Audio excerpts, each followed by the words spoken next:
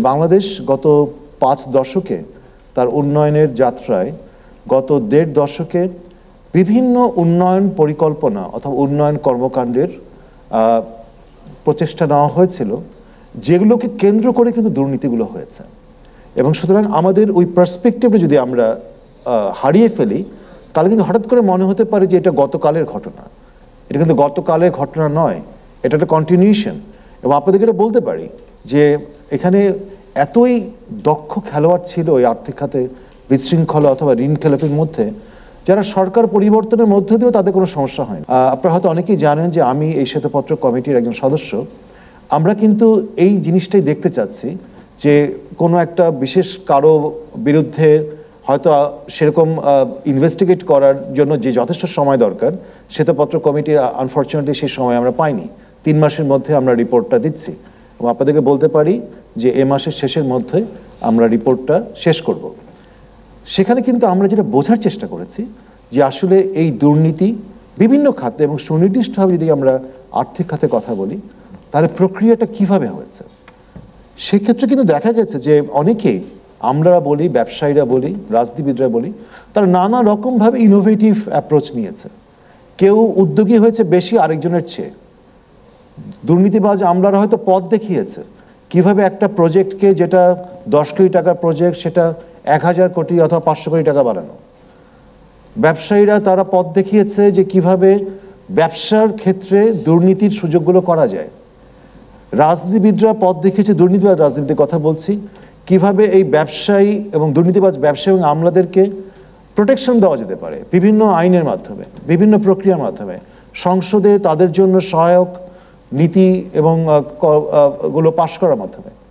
এবং যেগুলো আমরা দেখছি যে ব্যাংক কোম্পানি আইনের কথা আপনারা কেউ বলেছেন, এবং সেখানে কিভাবে টুইস্ট করা হয়েছে নানাভাবে, এমনকি বিচার ব্যবস্থাকে কিভাবে ব্যবহার করা হয়েছে এই দুর্নীতিগুলোকে প্রশ্রয় দেওয়া এবং তাদেরকে ফুলে ফেপে তারা সম্পদগুলো যেভাবে অন্যায়ভাবে সৃষ্টি করেছেন সেগুলোকে প্রোটেকশন দেওয়ার ক্ষেত্রে।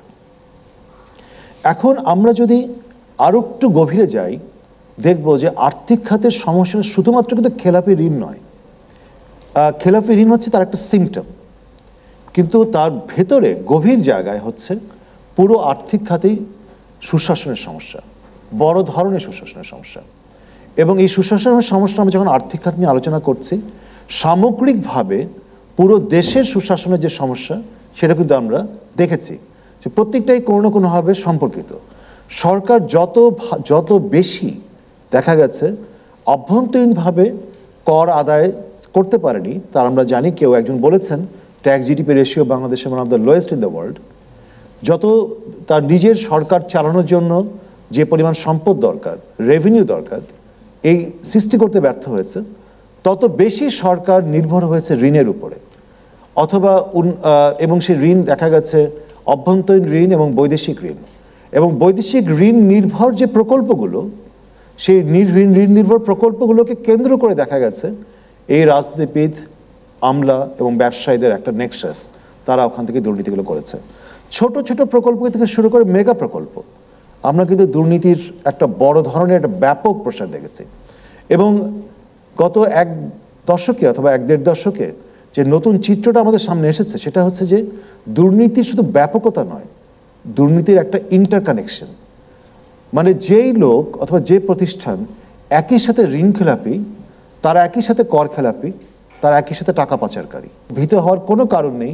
এবং বাংলাদেশ ব্যাংকে আমার কাছে মনে হয় যে গভর্নর এবং বাংলাদেশ ব্যাংকের যারা এই বিষয়গুলো হ্যান্ডেল করছেন, তাদের অস্বস্তিতে পড়ার কোনো কারণ নেই। কারণ এগুলো নিয়ে আমি মনে করি সঠিক প্রক্রিয়ার মাধ্যমে তাদের ব্যবস্থা নেওয়ার, যারা এই দুর্নীতিবাজদের বিরুদ্ধে ব্যবস্থা নেওয়ার উদ্যোগগুলো শক্তভাবে হতে হবে। আমরা যতই কাগজে কলমে পৃথিবীর সর্বশ্রেষ্ঠ আইন কানুন লিখে রাখি না কেন, যদি রাজনীতিবিদ, ব্যবসায়ী এবং আমলাদের ওই দুষ্টচক্র এটা চলতে থাকে এবং নতুন দুষ্টচক্র সৃষ্টি হয় সামনের দিনগুলোতে, তাহলে কিন্তু তারা কিন্তু এই কাগজে কলমে কী লেখা আছে সেগুলো তারা পরোয়া করবে না।